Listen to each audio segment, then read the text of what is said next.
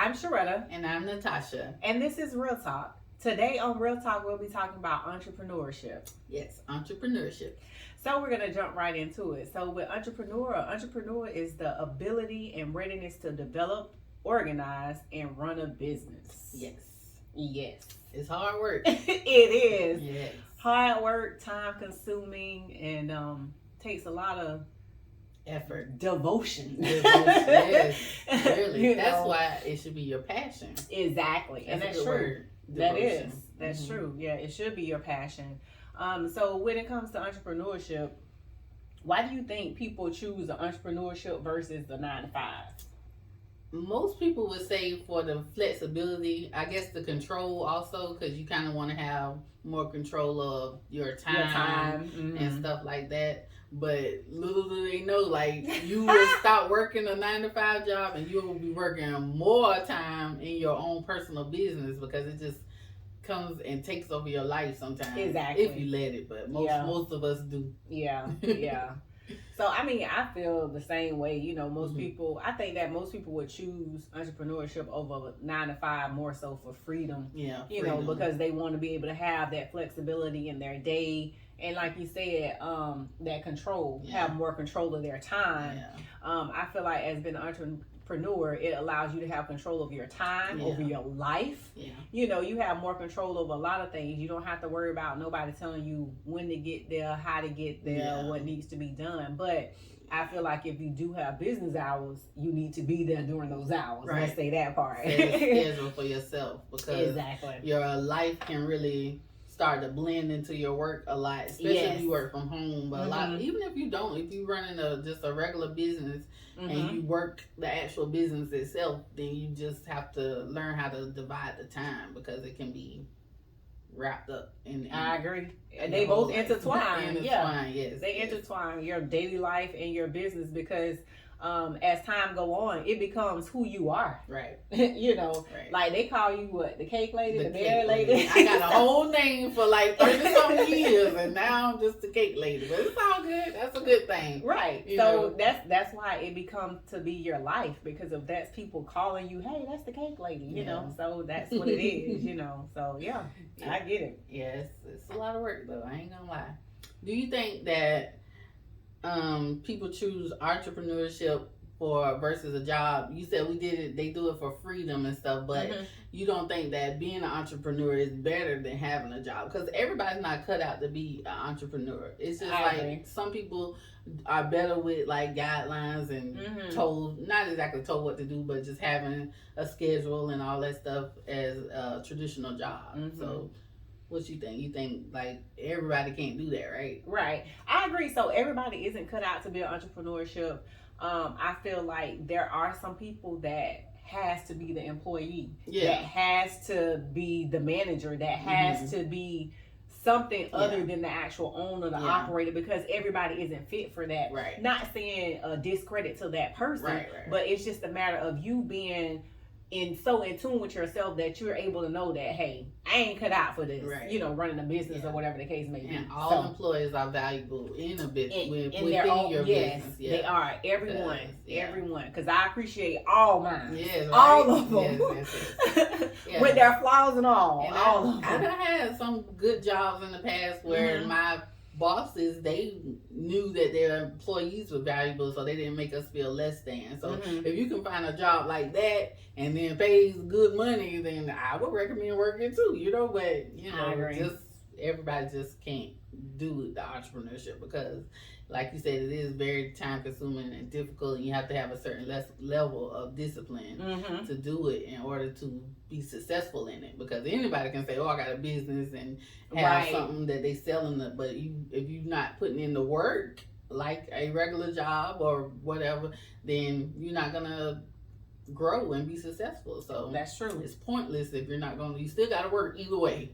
Yeah, as an entrepreneur or with a job. Yeah, because some people think that because they're an entrepreneur or a business owner, that, oh, I got employees, they do this, and this. Okay, but what are you doing? Because they're out there assistant in running your business or your organization, but you still have to do something to promote it, to help them get the sales or get the services done or whatever the case may be. So you still have to work in every aspect. I'm a strong believer that you work harder as a business owner than you ever would on somebody else's job. I believe because I work harder than I would on somebody else's job. I'm not gonna give somebody a job more than I give to myself.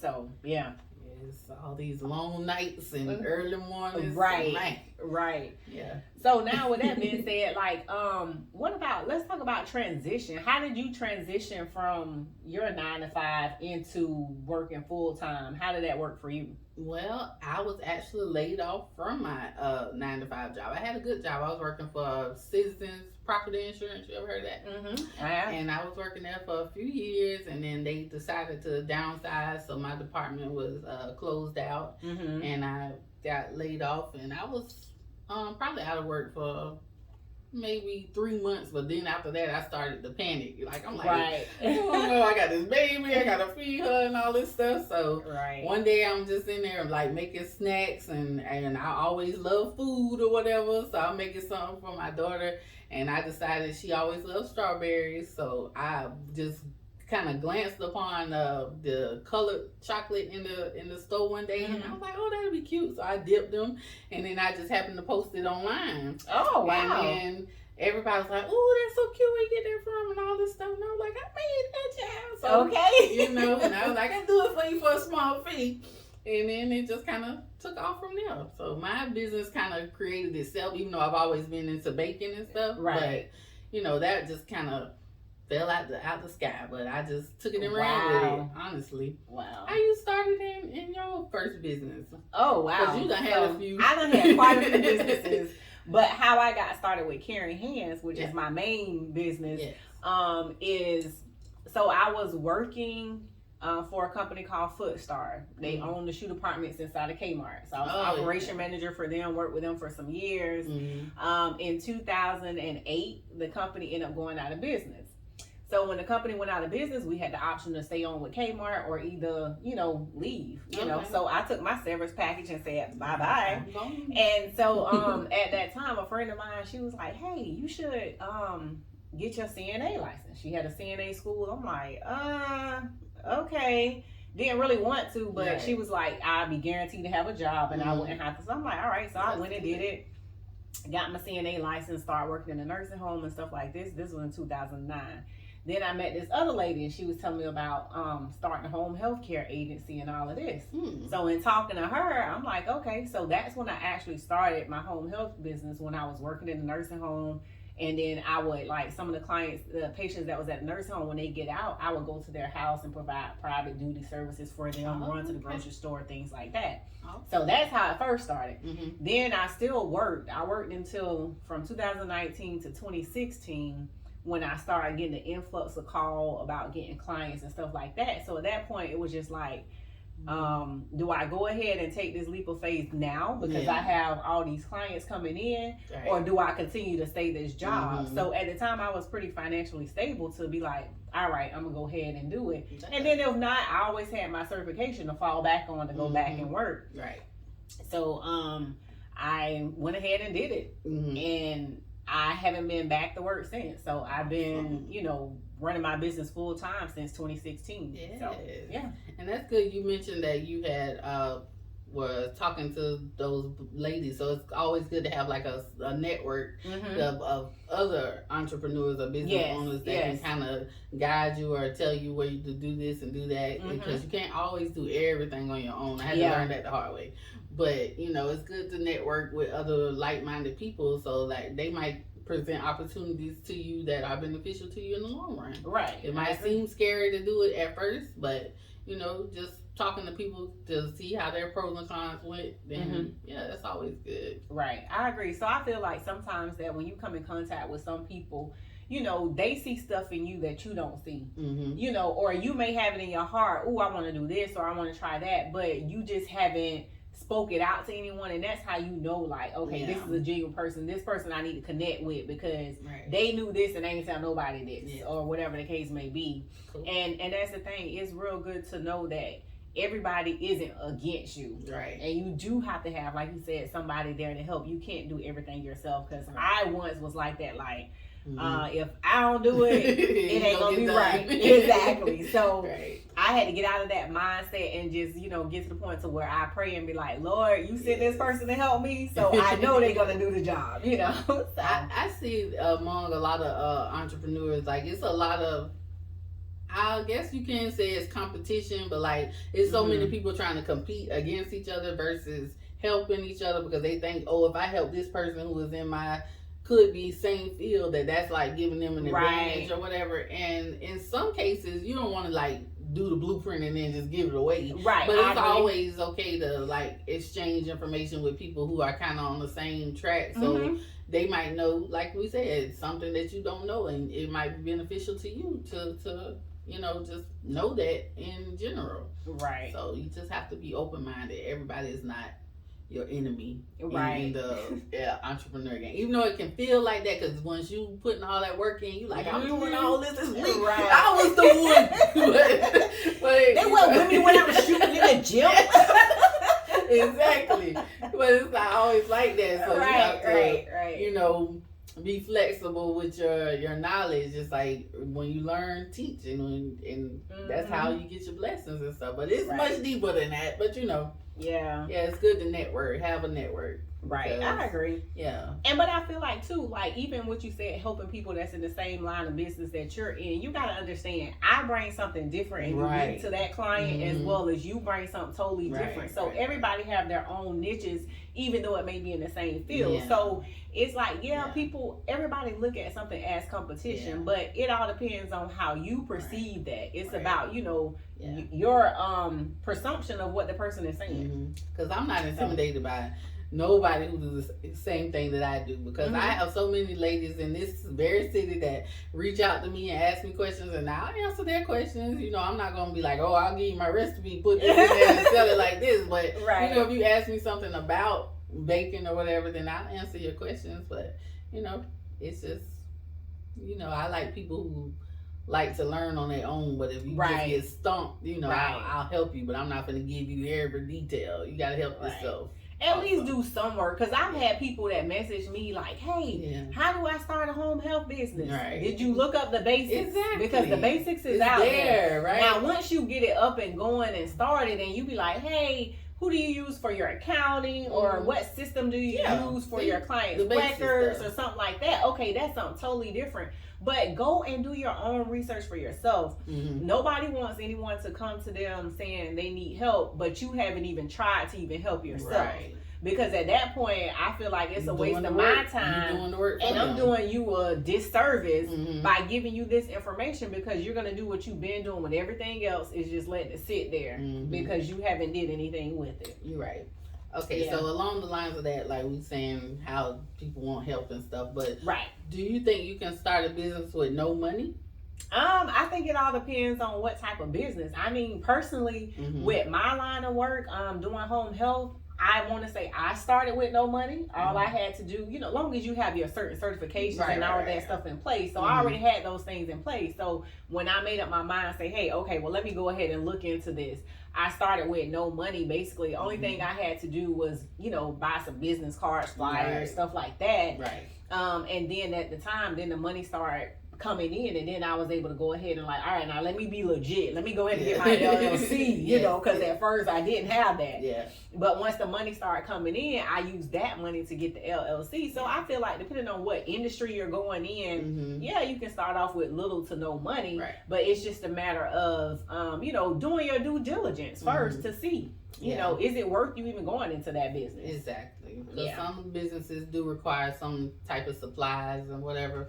But like if you said, if you're a good salesperson or saleswoman, you sell yourself and you make the profit first, and then you kind of use the profit to get back into the business and then build from that. So like it's all about being a good salesman. I think I can sell anything. It just happens to be cake right now, because I done had plenty of like little side hustles that I did. Like Me I too. was a beautician and nails and all that. So I always, you know, had the business mind or entrepreneur mind. Right. But as long as you can sell yourself or make yourself, make people want to give you that marketable, then you can do anything. Yeah. That's, I think, one of the best qualities or traits of an entrepreneur. You have to be able to sell yourself, because that's basically what it is at the end of the day. Whatever you selling, especially if you're the face of your business, or you're the one that's putting everything out there, then you have to be marketable. Yeah. And not only that, believing in what you sell. Because you can't sell me nothing if you don't believe it's going to work for you. Yeah, so it's like, even with that, it's funny because even with, I sold Avon, I sold Body Magic, I sold a lot of stuff. I'm talking about, I used to sell hair molds.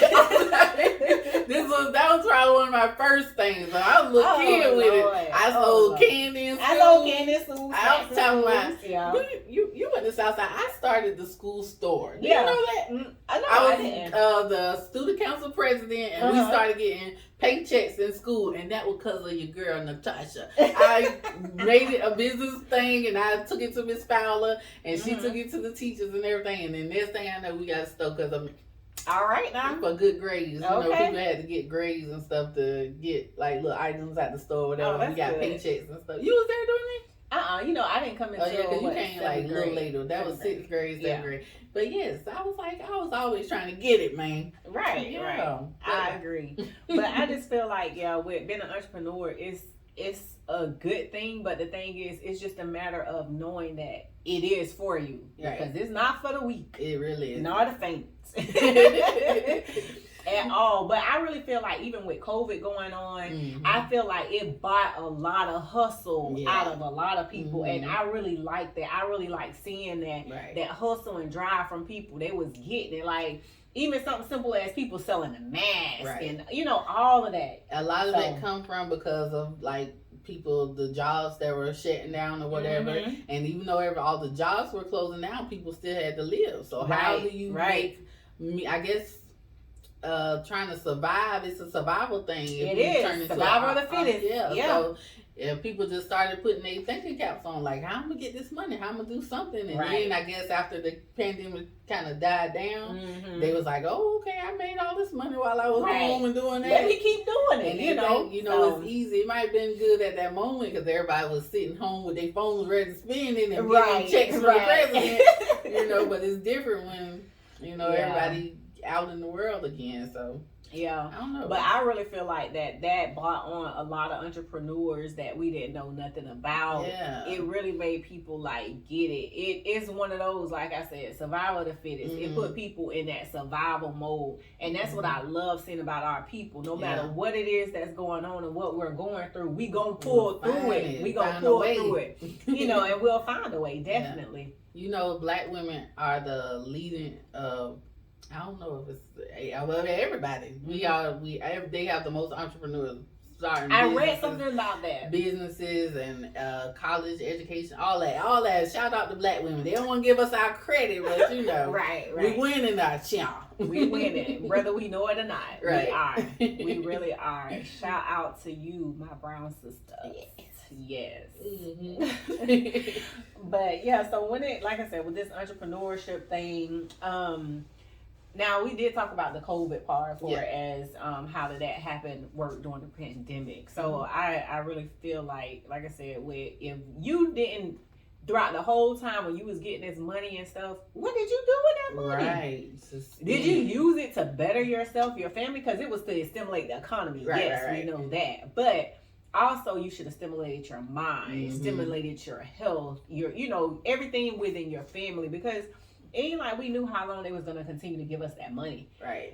So what did you do with that? Everybody was getting that free money. You remember that line in the movie, what it was, Baby Boy? He was like, are you a buyer or are you a seller? Oh, yeah, so you have to, in the pandemic, you had to figure out, you found out whether you were a buyer or a seller. Because you was getting that money from the government or whatever, and you was either using it to invest in yourself and sell something, or you was sitting home spending it and buying stuff from us who was selling it. And ain't nothing wrong with either one because we need both. Exactly. But I think the pandemic kind of defined who was who a little bit more. Mm-hmm. So, I really feel like it did because the pandemic, it made or broke some. It really did. Yeah. It really did. And I like to see that it was a lot of people that were able to come out on top still. Mm-hmm. You know, I thank God during the whole pandemic that my business was still open. Yes. My staff was still going out. Mm-hmm. We didn't have any lack.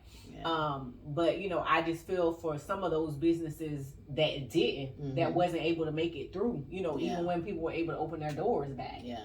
You know, because a lot of people didn't want to return to work because we got comfortable with getting that easy money from, you know, the stimulus or whatever. But the stimulus was supposed to get you to go out to the restaurants and spend the money into the economy because, you know, everybody wasn't working. But you know, you do what you want with your coin. We can't tell you, you know, what to do. But exactly. To sum it all back up, you know, entrepreneurship is a great thing, but don't think that there is not just as much or more work that goes into it, because it really can become your entire life. Is really, really, really, it takes a lot of dedication and work ethic. You have to have a strong work ethic.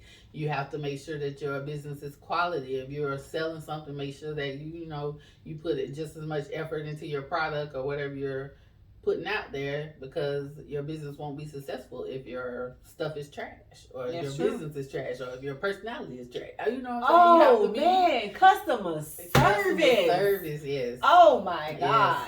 Yes. That is key. That is key. Oh my God. No, I can't. We left a restaurant because of customer service. I don't play that at all. So customer service is key. Yeah. Yes. I'm not giving nobody my money if you don't respect me or make me feel like you value my money. Right. Because I work hard for it. I work hard for my money. So I'm not just giving it away to some stupid person. And one thing too is when you're in business, and when as business owners, this is something that we really need to work on, is when you tell someone that I will have your shirts or your pants or your cake or whatever to you at this time, have it ready. Please do. By all means. That's one pet peeve of mine, because don't tell me you're going to have me something ready and it's not ready at that time. Yeah. My life is based on time. We know you plan everything, but we have to be realistic. Life happens, so sometimes you got to be graceful. But at least let me know, hey, I know I said I have your product at 1 o'clock, but it's looking more like 1:15-ish, 2 o'clock. Be realistic. Just let me know. Inform of what's going on, because when you don't, that becomes an issue. Yeah. And it becomes a habit within your business, and that goes back to your customer service. All right, I'm sorry.